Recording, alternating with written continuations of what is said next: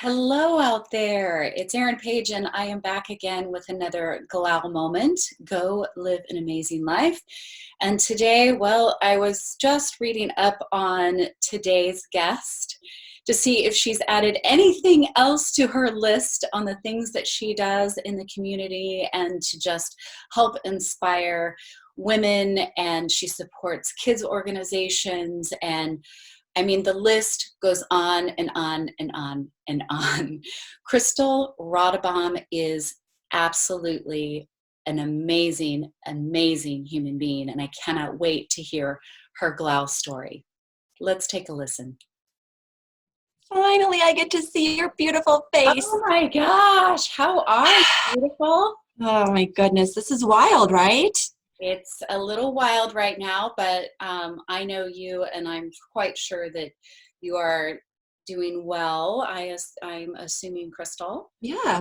Well, we're figuring things out as we go. And one of the best things I was able to do for myself early on was there's a lot of things that we can't make any sense of. There's so much uncertainty. And so I felt like get in the vortex and how do I want to show up? And I need to have some trust. I actually, in my full-time job, am considered to be essential.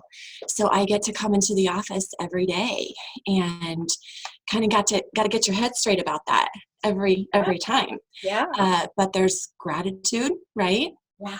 Oh, yes, absolutely. There's And you are trust. going to bless all the people that are watching this today with your story, with your GLAAL story. Go live an amazing life, and I cannot wait. So I'm going to flip the screen to have you share your absolutely amazing story. Awesome. So, let's see here. Okay, there we go. Okay. I don't see anything different, but I trust you. We're good? Okay, beautiful. So interestingly enough, this is just, now I should talk into this, right? Because I want to look at your pretty face. Okay, so let's see, just last week, I am a member of the Junior League of Kansas City, Missouri, and in this particular point in time in life, just because things look different doesn't mean that our overall need as humans to be able to connect with one another has changed. We've just needed to get really creative about how we do that. And so I was beyond blessed and honored to get to be someone who participated as a member of the Junior League in something that they're calling the Connections Corner. And so we can present slides, we can have the just one-on-one conversations, but I got to be the one that kicked that off. And the content of it was about positivity and mindfulness anytime, but most importantly now. Now that required me to do one thing outside of my comfort zone, which was to dabble with technology. And you could just tell there where I wasn't sure if I'm supposed to look at Erin or the camera, that technology is not my spirit animal. It is not my jam. However, I got to do that last week, and it really went off for the most part without a hitch. We got to have the presentation, I got to share the stories, and have the interaction with the chat box, and so it worked out great. And the next morning, I woke up and I just felt so great that I was able to share the tools that I have gained access to over the last several years since becoming a wife and a mom. Mostly, I had some behavior patterns that I knew needed tending to if I wanted to live my best life. And so I'm driving to work the next morning and I'm thinking, wow, I asked the universe to give me an opportunity to share these skills and these tools in the most authentic way that would be my truest self. And the very next thing that came to me is the story I'm about to tell you. And after it hit me like that, I realized I will tell this story any opportunity that I have until the end of my days, because there's a lot of really wonderful takeaways. The year is 2000, 20 years ago. I am a senior in college, getting ready to graduate with a degree in marketing and international business, and I had no idea what in the world I wanted to do with myself. So my parents are at the very beginning stages of what will ultimately end up as one of the most tragic and devastating divorces known to man, and I was right smack in the middle of it. And so I did what any logical child would do, and I ran away. Only I ran away to the happiest place on earth. I went to Walt Disney World, and I was a participant in their Disney college program. And so I was stationed in the princess shop. It's right outside of the Little Mermaid attraction, which is actually still there today. And the princess shop now is something different, but that was my first gig at Disney while I was there on the college program, and I was in the merchandising department. Anyway, one day, turns out one of the cast members that was in the animation gallery, for any of you Disney buffs out there, the animation gallery is where the artists have hand painted carousels. And you know, like animation books, if you flip through, if you have your own and you flip through them really fast, the action, the pictures move, and that's the animation. Well, that's what a carousel is. Every single individual part of that animation, they would take the carousel, print it out, and the artist would come in and hand paint them. And that was their way, since the artists can't actually state their names, that would be their way of putting their personal touch with maybe like a hidden Mickey you heard of before. Anyway, the year is 2000, and we are there celebrating the millennial celebration of Walt Disney World, so 100 years of magic.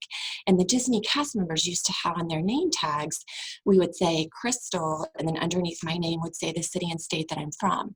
And what was really cool about that is there would be people from all over the world that would travel, of course, to Walt Disney World, and it was a beautiful way to connect back and forth between us and the guests. Well, for the millennial celebration, we were going to have our name, but underneath, instead of where we're from, we were going to list our magical moment. Well, you see, I had never been to Walt Disney World prior to that time. So my very first interaction was when I was working there as a cast member. And so I really didn't have a magical memory to share. And I remembered being nervous about it. Well, now back to, I'm working in the princess shop. There has been someone who's been, needs to take a leave of absence from their role as a cast member in the animation gallery. And back then, I say back then because the animation gallery isn't there anymore, but this was a very coveted place for a cast member to get to be. And people who have wonderful appreciations for art in the world would come, and they would spend hundreds of thousands of dollars on this artwork. And one of the things we giggle about is Disney World and their wardrobing. So this is what my costume looked like. Polyester pants, gray polyester pants, and long sleeve, in Florida, long sleeve dress shirt and this beautiful bow tie. And when they said, we need someone to go to the animation gallery, Kristal, will you go? Of course I would go. So I show up with my bow tie on, my whole garb like I just explained to you. And my very first day there, this couple comes up to me behind the counter and they hand me an envelope. I was like, let's see, I would have been around 20 years old at the time. Hands me this envelope and they said, we are having a baby.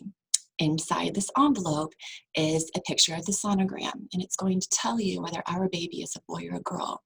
And we are going to go and pick a Tarzan carousel and a Little Mermaid carousel. You're going to have both of them, and when we leave, I want you to open up the envelope and ship us back home if we're having a boy or a girl. And I thought, wow, wow, wow. If this isn't a magical moment that, I mean, and I'm 20, I'm a mom now, so this story has tons of meaning to me now, how important that was, that, you know, the great surprise of whenever it is that you find out the gender of your child is a very beautiful and magical moment. And the fact that they had passed that to me and I got to be the one that was going to continue to expand the magic behind that was incredible. So I ended up telling, obviously, the other cast members that were there, my manager on duty, and we all were just like, this is such a beautiful story to tell. Word got around to Disney Production, and they were putting together an actual commercial of cast members sharing their most magical moments. So they said, you got to go tell your story. So I go, and I get there in front of the camera, and I completely froze. I was petrified of the fact that, you see, I'm just staring at this little bitty circle here. And it was such a beautiful story to tell, but I let my fear-based state get the best of me. Now, we got snippets of the story, but it was painful and it was suffering. And it was one of those things that at 20 years old, I don't want to be too hard on myself about it, but people missed out on what was a really magical moment that I could have shared, only I got in my own way a little bit. Before I forget, my magical moment is The Little Mermaid. That couple was having a baby. We sent The Little Mermaid, and interestingly enough, Ariel has always been my favorite cast member, my favorite Disney princess, and it was my favorite attraction there too.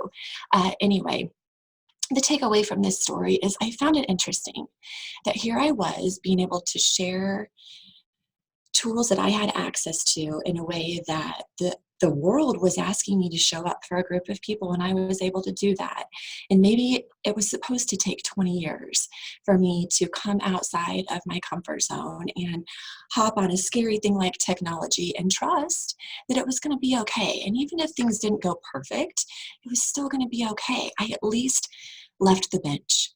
I wasn't someone who stood on the sidelines. I left the bench and I at least tried.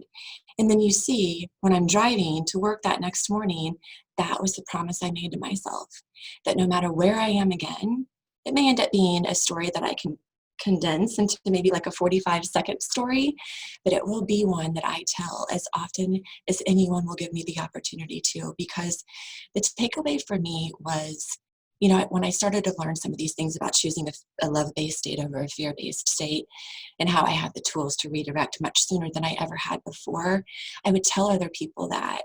And their first reaction would a lot of times be something like, oh gosh, it's too late. If only I would have known about that 20 years ago, how different my life would look. Please, I am begging you, do not do that. We are supposed to have access to whatever it is that we're going to learn from all of these things. And Erin, your beautiful soul, bringing these people here to tell our stories so that we all can go and live an amazing life.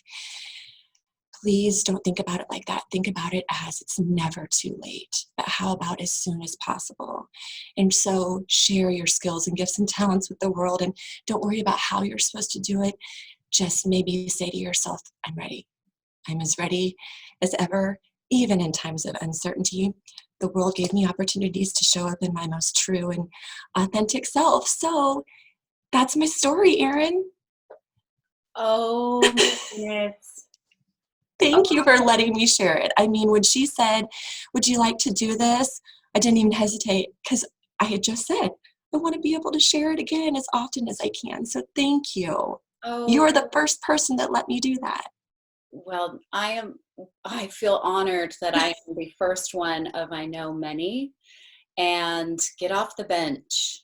I love that. We have to Yeah, all start somewhere, right? right. It reminds me of the first time I started a art with intention workshop, where people come in and paint, and they paint their own image. You know, it's not a paint by numbers or you follow what I'm painting. It really helps people tap into that creative side. And I remember calling someone saying, hey, would you participate in this? Just, you know, I'm doing a sample workshop to give me ideas. And I remember him saying, oh no, Erin, you know, give me a roller and a room and I'll be happy to do that. But you put a canvas in front of me. And I remember telling him, just like you, um, Tom, I've never done this before. I've never done these workshops before. And so this canvas in front of you is like me starting this workshop, and it's you starting to tell this story and expanding and celebrating actually fear and the fear base, Yeah. and how we navigate out of that and how we can step out of it and off the bench. I said, these workshops are just like taking a paintbrush and putting you know, your first stroke on a blank canvas. We have to start somewhere. Right, Have to absolutely. start somewhere. So what an amazing moment, and what an amazing couple to see. You light up a room, Kristal, Mhm. everywhere you go. And this couple saw it when you were 20 years old. And you continue to do this day in, day out. Ever since, I mean, the moment I met you, I knew we would be longtime soul sisters. And For sure. can't I just can't thank you enough for sharing your story. I know it will impact others to get off the bench, that it's never too late.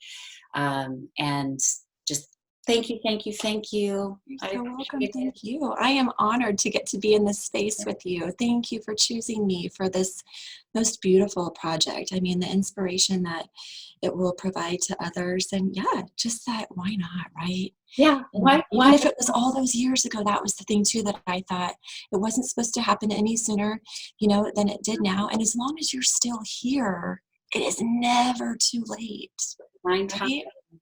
but divine timing. Yes. Well, with that, everyone, I know I speak for Kristal as well. Be inspired by whatever it is that came out in this video or other GLAAL moments in other videos, but go GLAAL. Go live an amazing life. See the good and even the not so good. And just radiate your light outward like a ripple in water. Thank you again, you everyone. Take care. Bye-bye. Love you.